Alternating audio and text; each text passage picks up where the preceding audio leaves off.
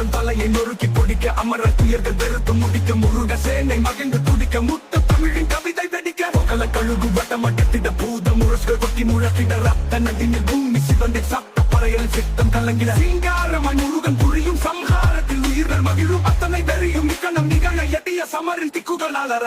சரவண பவ வேல் வருக்குது சண்முகத்துக்கு வேல் வருக்குது ஹர ஹர சிவந்தினம் பண்ணிக்கிற அருமுக வண்டி வேல் வருக்குது தக்கிட தக்க தகவென தோல் பறைகளின் தாளம் பல தொடி வகைகளின் மேலம் உடன் வாழ்நடைகளின் நூலை அந்த வரிய குருதியாலை சினையாளரும் சத்தம் பல யானை ஒழுக்கும் ரத்தம் இதில் தீய பகைவன் சித்தம் பொடி செய்யும்